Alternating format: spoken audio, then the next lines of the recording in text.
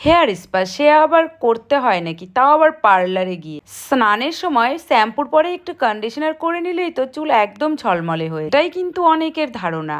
হ্যাঁ, আজকে আমি তোমাদেরকে এটাই শেয়ার করব কেন তোমরা পার্লারে গিয়ে একটা স্পা আজকে আমি আর তোমাদের সাথে স্পা ক্রিম অ্যাপ্লাই শেয়ার করব না, ডাইরেক্ট স্টিম দিয়ে আমরা মাসাজে চলে গেলাম। তো সবার আগে বলে নেব কেন আমরা স্টিম দেব। হেয়ারটা যেন পুরো সফট আর ঝলমলে হয়, এর জন্য কিন্তু আমরা স্টিম দেব। কিন্তু যদি আবার হেয়ারে অনেক ড্র্যান্ড্রাফ থাকে তখন আমরা স্টিমটাকে অ্যাভয়েড। এখন তোমার চুলে কিসের প্রয়োজন এটা কিন্তু একমাত্র একটা পার্লারের দিদিই বলতে পারে। তার জন্য তুমি পার্লার চলে গেলে সব থেকে তোমার হেয়ারে কিসের প্রয়োজন, একটা স্পা না একটা ট্রিটমেন্ট, সেই হিসেবেই কিন্তু ওই দিদি তোমার হেয়ারের উপরে কাজ। চলো আগে আমরা এটাও জেনে নিই, যেটা নিয়ে কথা হচ্ছিল কেন তোমরা পার্লারে এসে স্পা করবে। দেখো, একটা পার্লারে স্পার পরে যে তোমাদের মাসাজটি দেয় সেটা কিন্তু ঘরে বসে নেওয়া কোনোভাবেই সম্ভব। একটা প্রফেশনাল হাতে মাসাজ নেওয়ার যে কি মজা বা কি বেনিফিট সেটা কিন্তু যারা নেয় তারাই জানে। যেমন তোমার মাথার ব্লাড সার্কুলেশনটা কিন্তু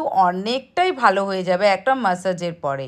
এরপরে যে ও তোমার ব্যাক সাইডটাও পুরো মাসাজ করে দেবে, এর ফলে কিন্তু তুমি যে রিল্যাক্সটা হবে ওটা যারা করেছে তারাই জানে। তো তুমি এই পুরো সুবিধাগুলো পাওয়ার জন্য আমি বলবো প্লিজ একবার পার্লারে আসো আর এমনভাবে তোমরা একটা স্পা। মাসাজের ভিডিওটা পুরোপুরি করতে পারিনি, যেখান থেকে আমি অ্যাঙ্গেলটাতে ধরেছিলাম মাসাজটা পুরোটা নেওয়া সম্ভব হয়নি, তাহলে আমি ওকে দেখাতাম একটা মাসাজ দেওয়ার সময় ওর চোখ নাক মুখের যে তোমার রিল্যাক্স ফিলটা হচ্ছিল ওটাও আমি তোমাদের সাথে শেয়ার করতে পারতাম। মাসাজে কিন্তু তোমার হেয়ারের সাথে সাথে কিন্তু তোমার হেলথেরও অনেক ইমপ্রুভ হলো, এবং তোমার যে সারা সপ্তাহ কাজের পরে একটা হেডেক থেকে যায় সেটাও কিন্তু অনেকটা রিল্যাক্স হলো।